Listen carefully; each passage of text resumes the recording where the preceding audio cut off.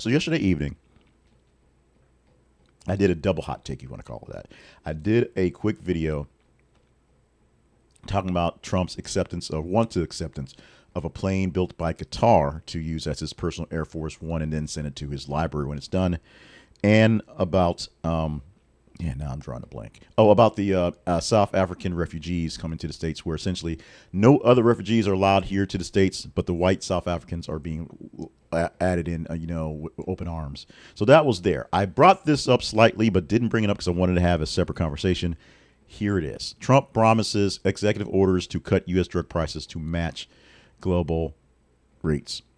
He signed an executive order that is going to aim to reduce U.S. prescription drug prices by aligning them with lowest prices paid by international offers. It's called Most Favored Nation policy, just like they did for China, 50 years ago.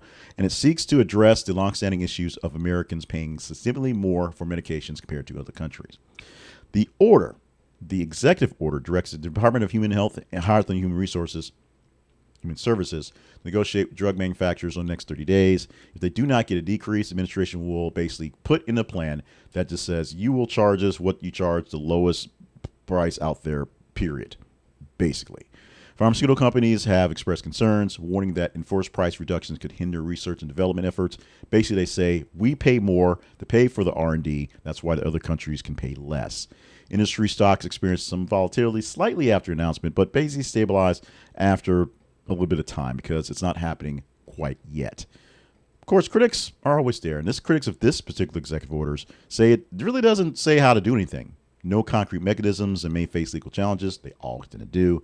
Similar to basically all of them that he puts out there and writes things out there and says, I want this to happen, but there's no actual path to make it work. There's no teeth behind it. It's just a whole lot of bark from a little bitty dog that people realize isn't worth the effort to fight.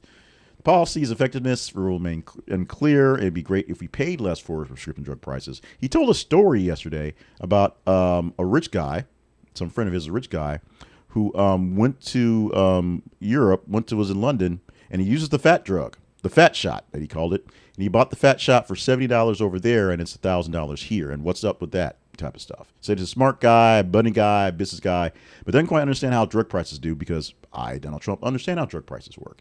And so because of that illustration, which sounds like a great illustration, is the purpose behind this one. Now, that's a great illustration. It goes great along with this stuff. The problem is, how do you make it work? Yes, I pay for one of those fat shots, not because I'm fat, because I have actual diabetes, and that shot is about $1,000 for a monthly dose of the shot.